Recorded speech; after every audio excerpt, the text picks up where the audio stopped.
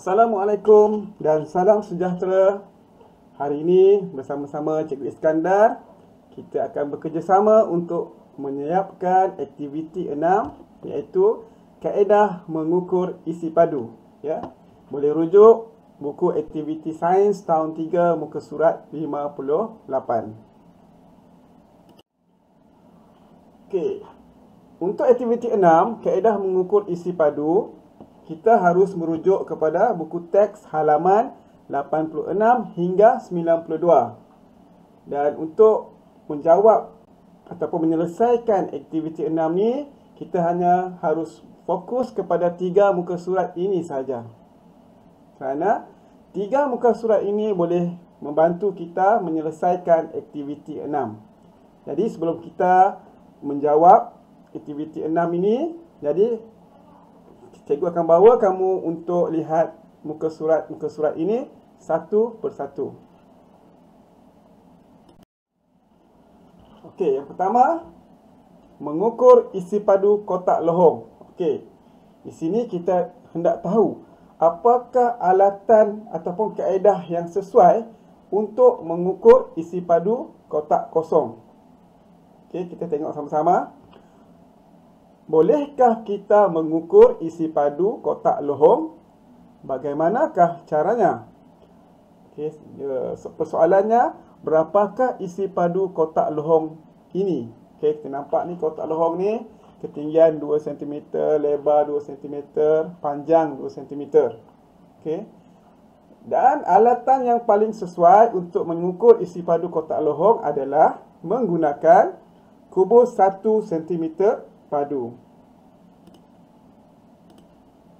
Ya, kubus 1 cm padu. Okey, inilah kubus 1 cm padu. Okey. Kita lihat seterusnya di bawah ni, isi padu kotak lohong tersebut bersamaan dengan jumlah kubus 1 cm padu yang boleh memenuhi ruangnya. Kotak tersebut memerlukan 8 kubus 1 cm padu untuk memenuhi lohong. Maka jumlah isi padu kotak lohong ialah 8 cm padu. Okey, jadi kotak lohong ni boleh menempatkan sebanyak 8 cm padu. Okey. 8 kubus 1 cm padu ni boleh masuk ke dalam kotak lohong ini. Yang penting di sini adalah apakah alatan yang sesuai untuk mengukur isi padu kotak lohong. Jadi ingat ya, alatan yang sesuai ialah kubus 1 cm padu. Ini akan membantu kita menyiapkan aktiviti 6 nanti. Okey, muka surat seterusnya, mengukur isi padu cecair. Lim, Langgi dan Aisyah membeli susu kotak. Mereka ingin mengetahui sama ada isi padu susu kotak tersebut sama seperti yang dilabelkan. Okey, label pada kotak adalah 200 ml. Jadi mereka ini nak memastikan adakah tepat 200 ml isi padu air kotak tersebut. Jadi Aisyah mengatakan bahawa isi padu cecair boleh diukur menggunakan silinder penyukat atau bikar. Okey, ini ya maklumat penting. Untuk menyukat isi padu cecair, alatan yang sesuai ialah silinder penyukat atau bikar ya.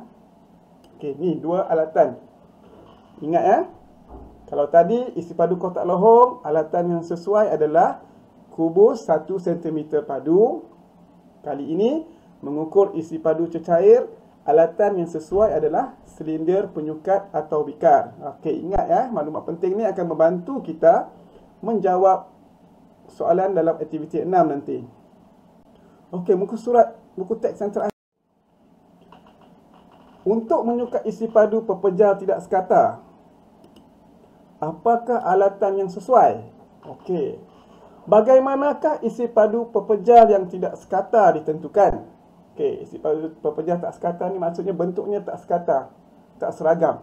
Okey, macam kubus 1 cm padu tadi, dia seragam. Pepejal ni tak sekata. Contoh diberi di sini adalah batu. Isi padu pepejal tidak sekata ditentukan melalui kaedah sesaran air. Isi padu air yang tersesar bersamaan dengan isi padu objek. Okey, nampak sini kaedah sesaran air. Air dituangkan di dalam satu bekas. Okey, kemudian dimasukkan batu, maka perubahan awal kuantiti air dan dibezakan dengan kuantiti akhir air tersebut. Perubahan itu adalah air yang tersesar, dan disukat kembali air yang tersesar ini, itu adalah isi padu objek batu ini. Okay? Objek ataupun pepejal yang tidak sekata. Dan kaedah sesaran air ini ada dua kaedah. Kaedah yang pertama, dia hanya menggunakan silinder penyukat. Okay? Contoh di sini, air dimasukkan dengan kuantiti awal 20 ml, kemudian batu diikatkan benang padanya, dimasukkan ke dalam air yang 20 ml tadi, dan didapati air menaik sebanyak sehingga 30 ml. Jadi untuk mengetahui kadar sesaran tersebut, perlu ada rumus isi padu batu. Okay? Untuk mengetahui isi padu batu tersebut, bacaan isi padu akhir yang ini 30 ml ditolak dengan bacaan isi padu awal 20 ml. Okey, 30 ml tolak dengan 20 ml. Jadi kita dapat isi padu batu ialah 10 ml. Untuk kaedah yang kedua, dia menggunakan dua alatan, iaitu tin Eureka dan juga silinder penyukat. Okey. Isi padu air tersesar sama dengan isi padu batu. Sama saja seperti kaedah satu tadi. Cuma kaedah kedua ni menggunakan tin Eureka yang dia telah ditetapkan kuantiti airnya sehingga paras air keluar. Jadi bila ditambah objek, air akan tersesar, dan air yang tersesar itu akan mengalir keluar masuk ke dalam silinder penyukat. Jadi di situ kita boleh terus mendapat ukuran isi padu pepejal tidak sekata tersebut. Kalau kaedah satu, kita guna menggunakan formula yang ini untuk mendapatkan isi padu objek yang kita hendak ukur ataupun sukat. Jadi yang pentingnya di sini adalah apakah alatan yang sesuai untuk mengukur isi padu pepejal yang tidak sekata. Okey, kita dapat jawapannya sini adalah, kalau menggunakan kaedah pertama, kita menggunakan hanya satu alatan saja, iaitu silinder penyukat. Kalau kita menggunakan kaedah kedua, kita akan menggunakan dua alatan, iaitu tin Eureka dan juga air silinder penyukat. Okey, jadi kita dah dapat dah 3 maklumat. Ya. Apakah alatan-alatan yang sesuai untuk mengukur objek-objek tertentu. Okey, seterusnya kita akan terus menjawab ataupun menyelesaikan aktiviti 6. Okey ya. Okey, ini rumusan maklumat yang kita dapati tadi. Okey, ini ada rumusan apa yang kita dapati tadi, maklumat yang kita perolehi tadi. Cikgu telah merumuskannya dalam keadaan yang paling ringkas, maklumat yang paling ringkas. Ya, cikgu telah ekstrak maklumat tu. Nah, untuk mengetahui apakah kehendak aktiviti 6 ni, kita terus kepada apakah kehendak aktiviti 6 ni, kaedah mengukur. Okey, apakah kaedah atau alatan yang sesuai untuk mengukur sesuatu benda atau objek. Okey. Okey, kita lihat maklumat apa yang kita perolehi tadi. Okey, kita ulang kembali. Untuk mengukur isi padu kotak lohong, alatan yang sesuai adalah kubus 1 cm persegi. Untuk mengukur isi padu cecair, alatan yang sesuai adalah silinder penyukat dan bikar. Dan untuk mengukur isi padu pepejal tidak sekata, ada dua kaedah tadi kan. Kaedah pertama hanya menggunakan silinder penyukat. Kaedah yang kedua menggunakan tin Eureka dan silinder penyukat. Okey, kita lihat kepada aktiviti 6. Okey, ada pilihan jawapan di sini ya. Okey, jawapan-jawapan yang diberikan kepada kita adalah: pertama, silinder penyukat; kedua, tin Eureka; ketiga, kubus 1 cm padu; dan yang keempat, kubus 2 cm padu. Okey, kita lihat yang pertama dulu. Saya ingin mengukur isi padu kotak lohong. Saya boleh menggunakan untuk mengetahui isi padunya. Okey. Okey, kita tengok sini. Okey, mengukur isi padu kotak lohong. Okey, ini dia. Isi padu kotak lohong. Okey, ni ya, mengukur isi padu kotak lohong. Ini dia alatan yang sesuai. Okey.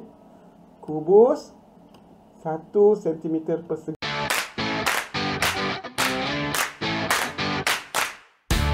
Ada tak jawapannya di sana? Okey, murid-murid boleh perhatikan pilihan jawapan di atas tu, ada tak jawapan yang kita cari untuk menjawab yang pertama ni? Okey, di sini ya, kubus cm kita masukkan di sini. Okey, seterusnya yang kedua. Okey. Yang kedua. Saya ingin mengukur isi padu air kotak. Sama seperti contoh buku teks tadi ya. Isi padu air kotak. Saya boleh menggunakan untuk mengetahui isi padunya.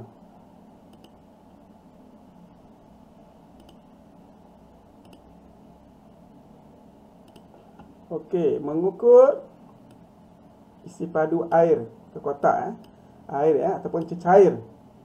Okey, kita lihat di sini. Mengukur isi padu cecair, maklumat yang kita perolehi tadi. Okey, ada dua alatan yang sesuai, iaitu silinder penyukat dan bikar. Okey, kita lihat pilihan jawapan di atas tu. Ada tak jawapan silinder penyukat ataupun bikar di sini? Okey, silinder penyukat ada, tapi bikar tak ada. Jadi jawapan yang paling sesuai adalah silinder penyukat.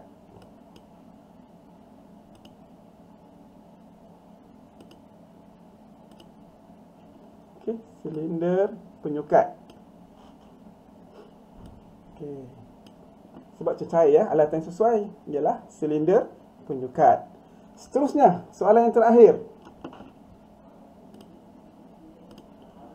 Saya ingin mengukur isi padu batu.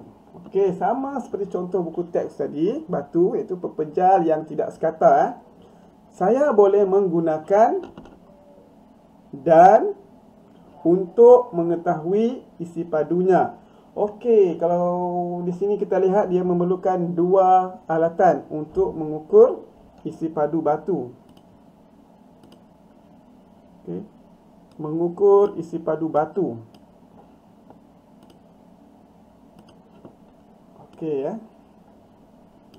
Jadi kalau menggunakan kaedah satu, hanya menggunakan satu alat. Kalau menggunakan kaedah dua, okey, kaedah dua ni dia menggunakan dua alat.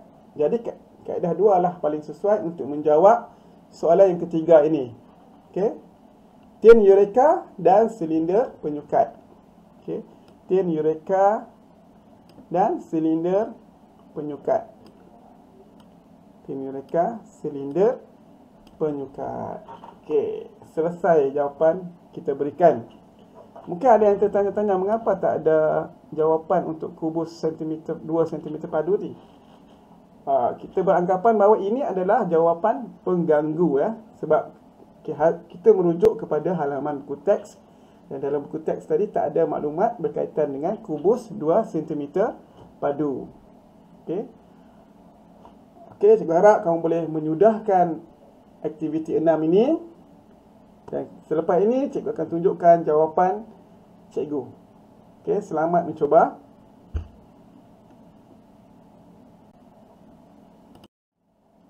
Okey, ini adalah jawapan yang cikgu perolehi untuk aktiviti 6. Okey, ini ada jawapan cikgu. Bandingkan dengan jawapan kamu. Adakah sama? Okey, syabas. Jika anda berjaya menjawab dengan baik dan betul. Dan setakat ini sahaja kerjasama kita untuk menjawab ataupun menyelesaikan aktiviti 6. Terima kasih dan semoga kita berjumpa untuk aktiviti yang akan datang. Terima kasih.